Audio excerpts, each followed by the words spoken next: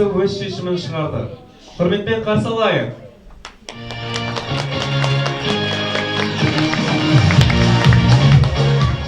Құрметті ұстаздар мен оқушылар, көрермендер, Сәулелі көлеңке қалалық байқауы жеңімпаздар мен жүлдегерлерін марапаттау рәсімін бастаймыз. Ортаға Астанадарына дарынды балалар мен талантты жастарды анықтау және қолдау орталығының басшысы Бейсенбаева Жанар Мәулетхановнаны және Ергезек даму орталығының директоры Қоянбаева Малика Ораловнаны шақырамыз.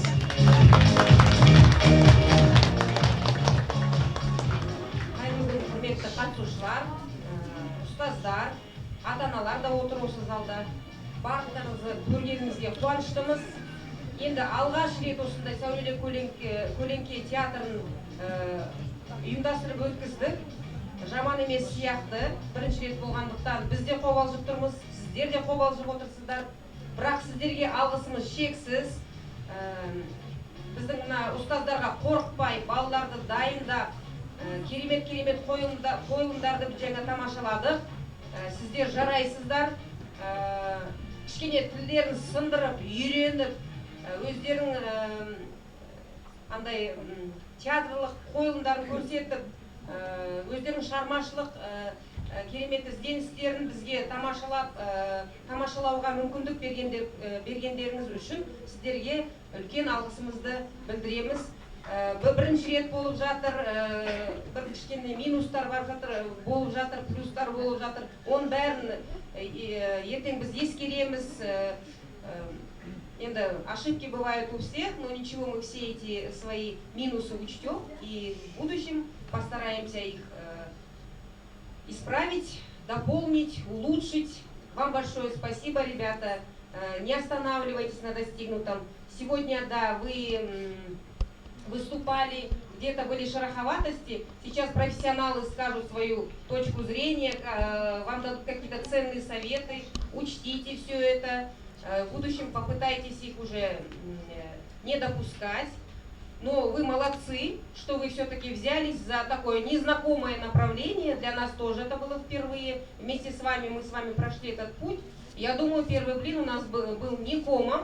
Поэтому поздравляю вас. Жарайсыздар. Жаңағы алдағы қазір алатын марапаттарыңыз құтты болсын.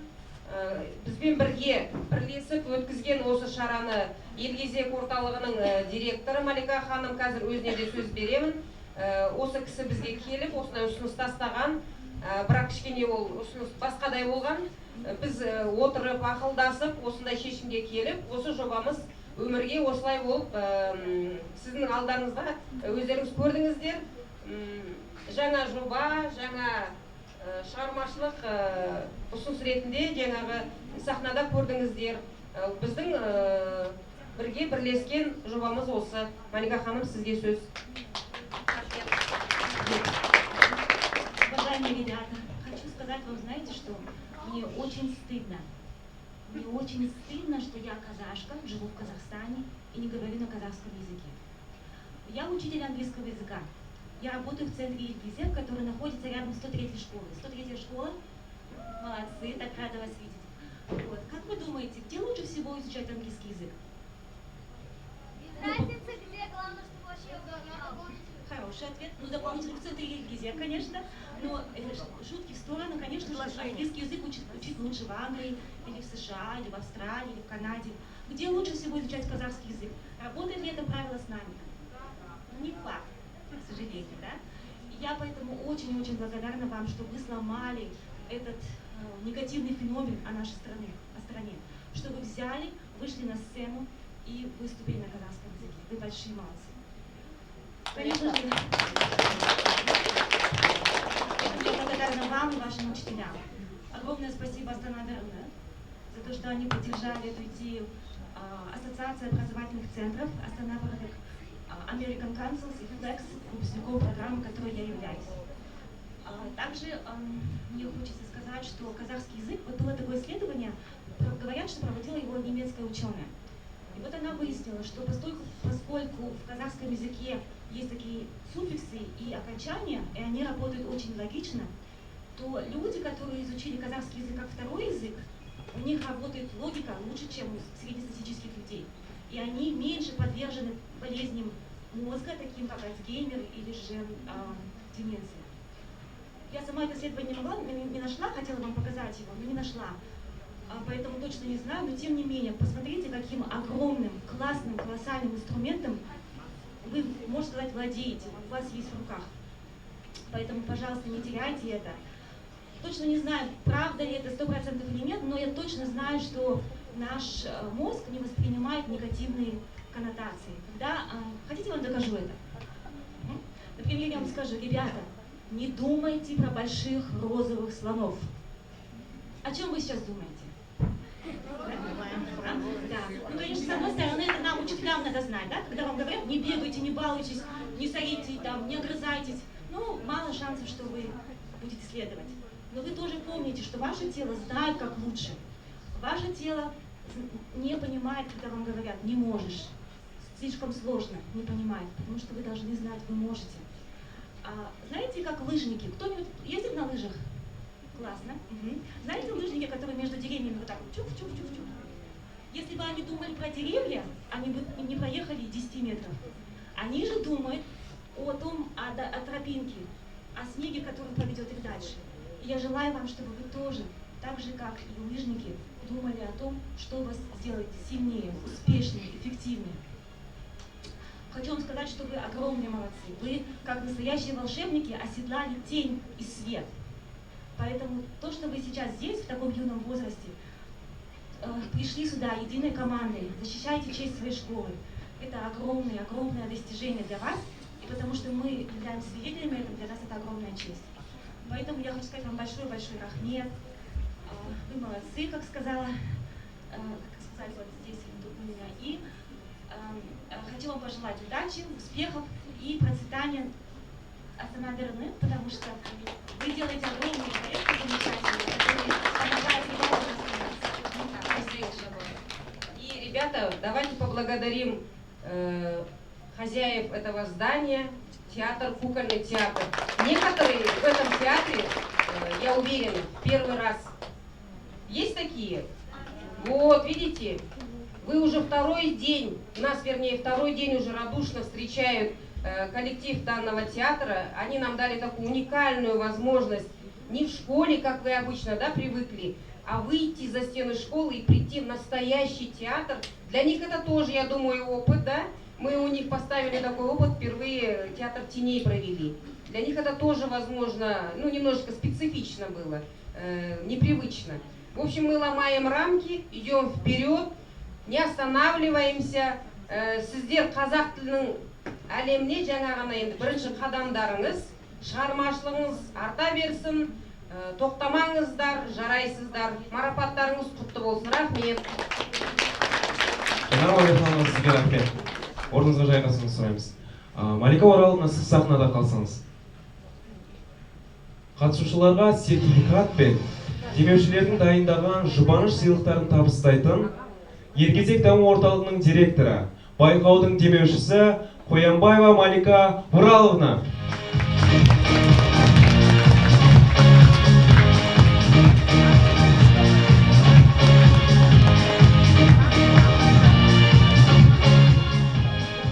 Номері 11 мектеп лицейі.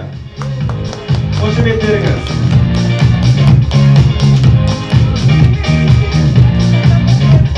Номер 11 мектеп лицейі ортаға шықса.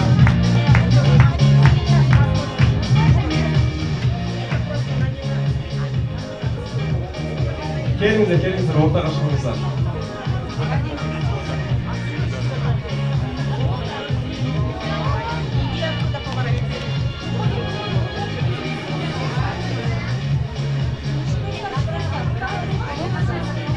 Шагыңыздар.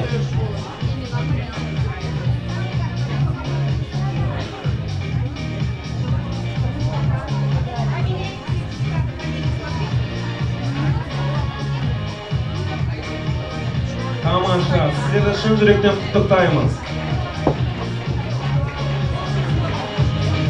Бірге естелікке фотоға түсіп алыңыздар. Аспаңыздар.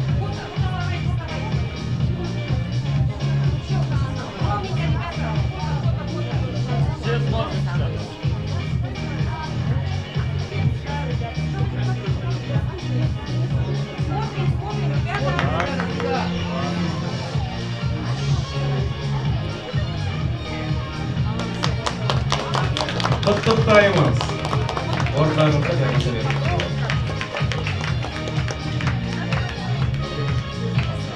Келесі мектеп бізде номері 63-ші мектеп гимназиясы.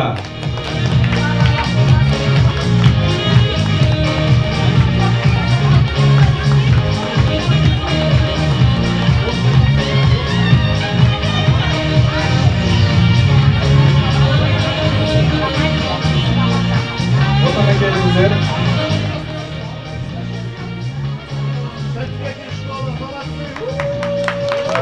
Командаға біздің жұбаныш сыйлықтарымыз беріліп жатыр. Естелікке фотоға түсіп алыңыздар.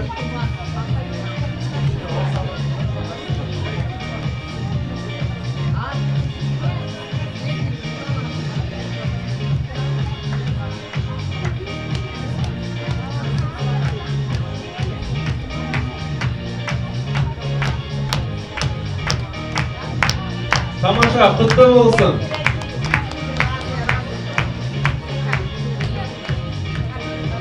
Келесі мектеп номері 101-ші орта мектебі.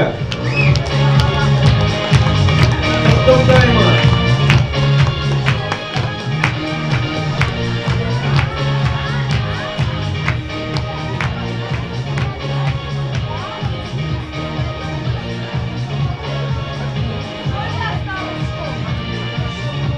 Демеушілердің дайындаған жұбаныш сыйлықтарын алуға асығыңыздар.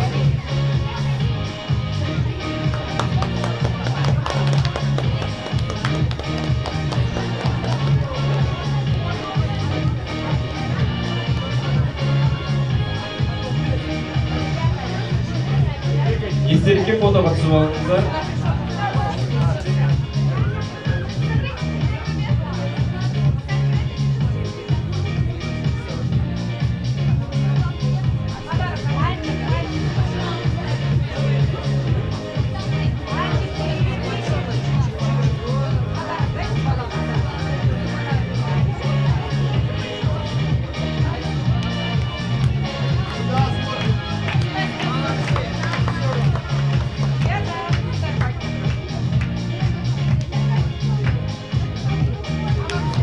Құттықтаймыз.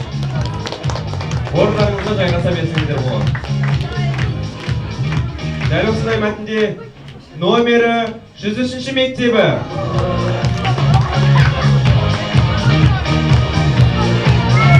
103-ші орта мектеп.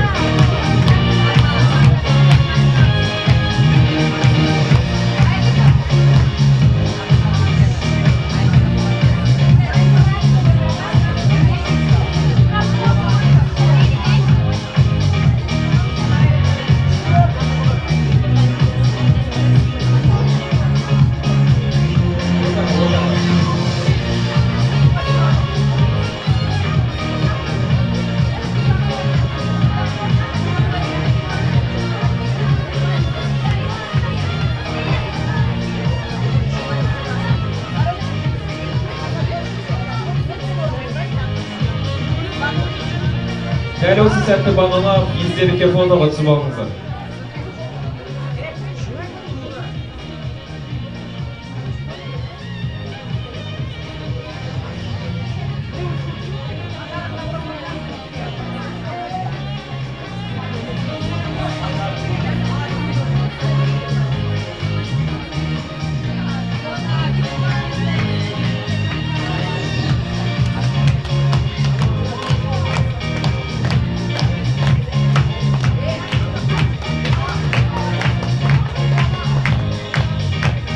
Тамаша, құттықтаймыз. Малика Ораловна, сізге рахмет. Орныңызға өтсеңіз болады.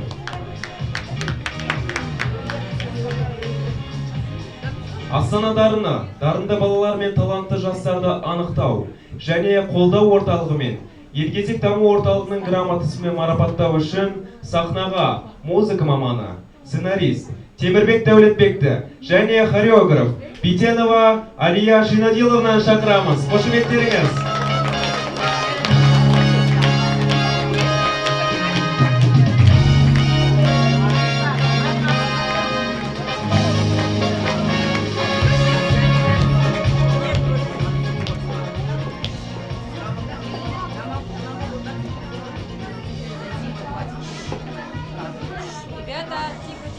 Астана қаласы білім беру мекемелеріндегі қазақ тілін меңгерген өзге ұлт өкілдерінің 5-7 сынып оқушылары арасында өткен сәулелі көлеңке қалалық байқауында көрсеткен ерекше жетістігі үшін номері 8 мектеп лицейі марапатталады.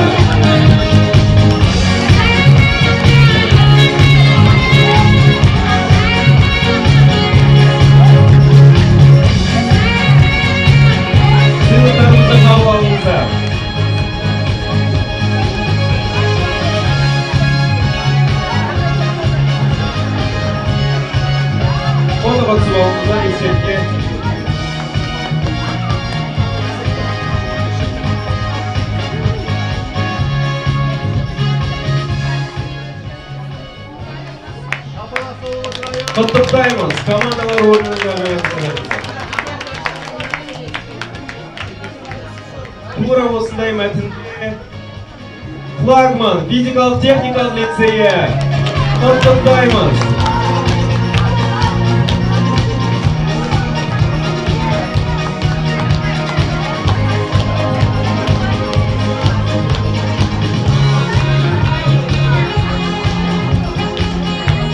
Сіздерді шын жүректен құттықтаймыз.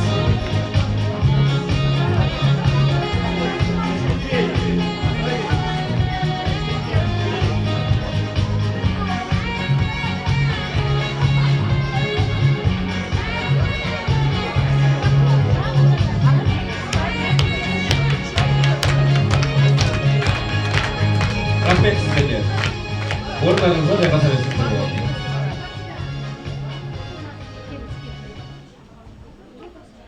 Үшінші дәрежелі дипломмен марапаттау үшін сахнаға актриса, хореограф, Камала йога студия директоры Камалова Сайгүлді шақырамыз. Қошеметтеріңіз.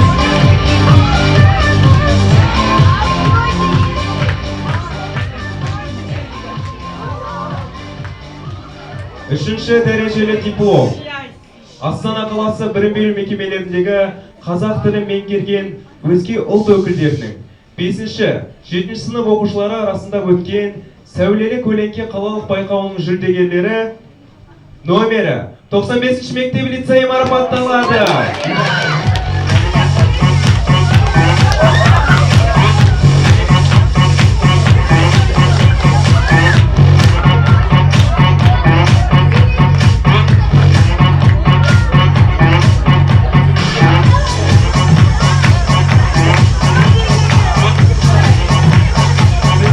Жүректен құттықтаймыз.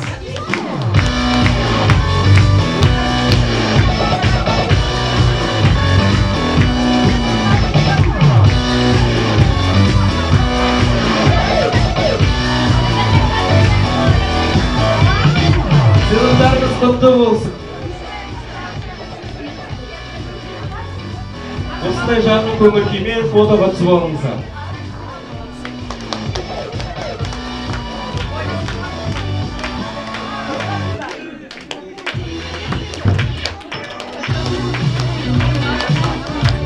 Тағы да құттықтаймыз.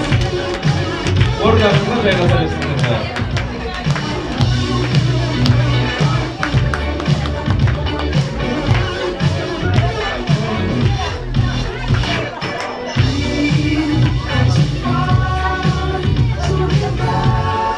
Сайгүл ханым, сізге рахмет. Орныңызға жайғаса берсеңіздер.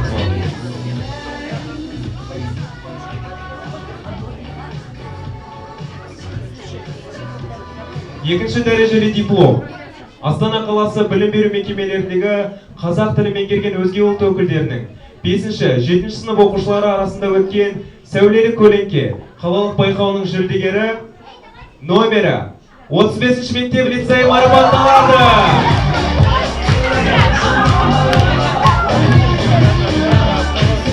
Марапаттауға Ошақ техника әртісі, Пляж Байсейітова атындағы Қазақ ұлттық өнер университеті колледжінің актер өнері панфиль циклды комиссиясының төрағасы Бейсенбаев Досымхан Бейсенбайұлы шақырамыз.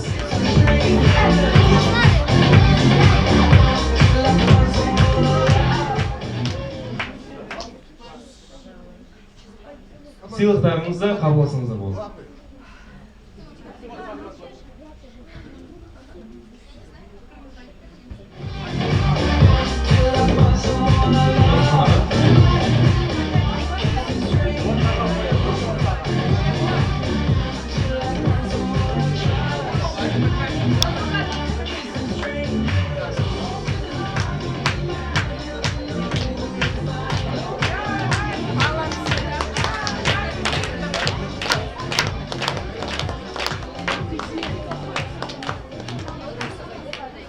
Ну что ж, друзья, поздравляем, давайте садитесь в зал. Группа поддержки, аплодисменты.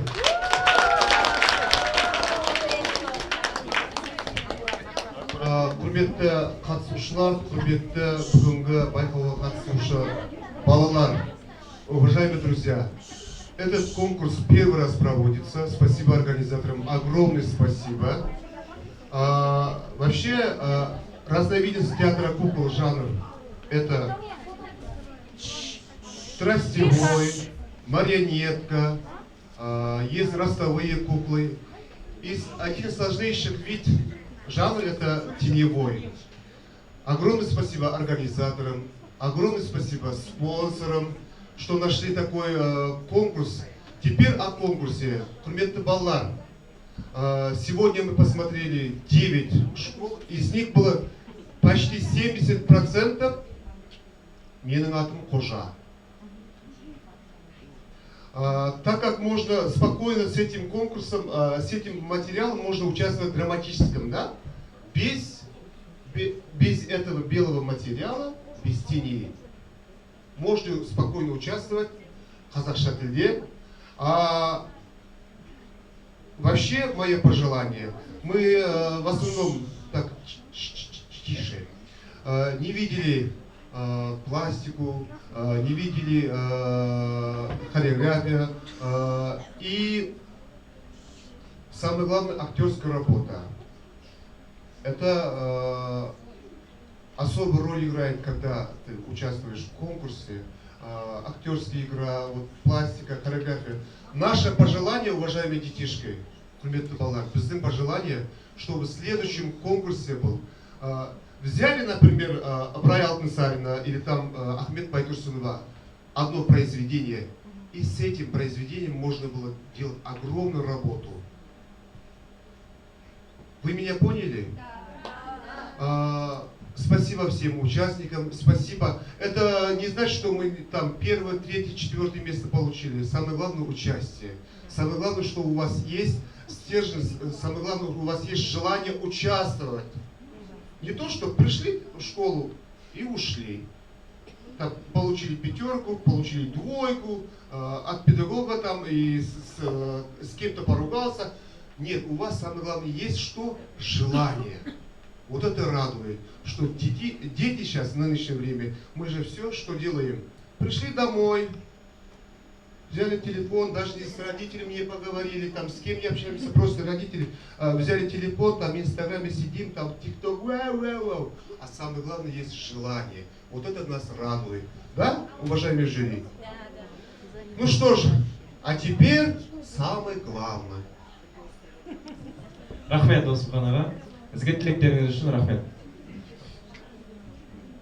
Бірінші дәрежелі дипломмен марапаттау үшін сахнаға Астана дарына, дарынды балалар мен талантты жастарды анықтау және қолдау орталығының басшысы Бейсенбаева Жанар Мәулетхан қызын шақырамыз.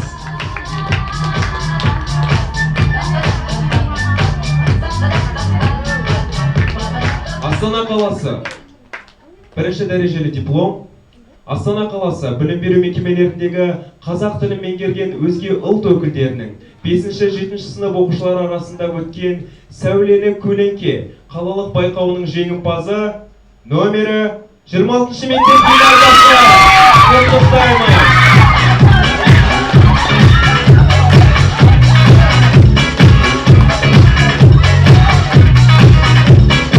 Есерік фотоға түсуге келіңіздер. Құттықтаймыз.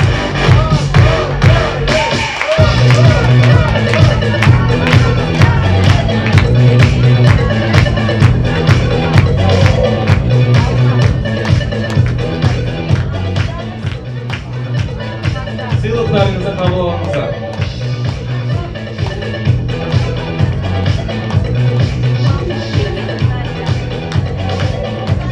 Осындай жақын көңіл күймен естелік фотоға түсіп алсаңыздар.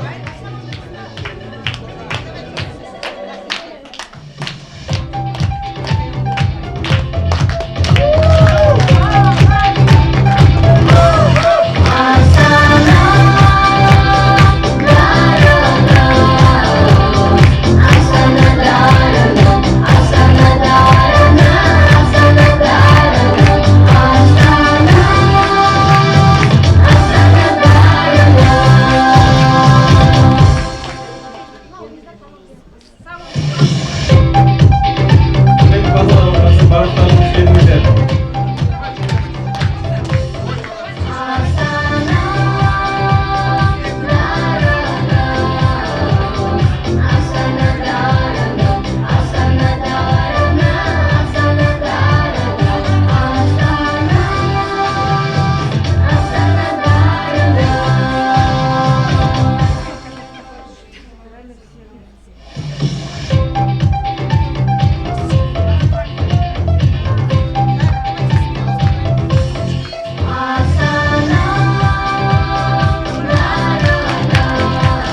құрметті ұстаздар, оқушылар, барлықтарыңызды сахнаға суретке түсуге шақырамыз. Естелік фотоға суретке түсіп алыңыздар.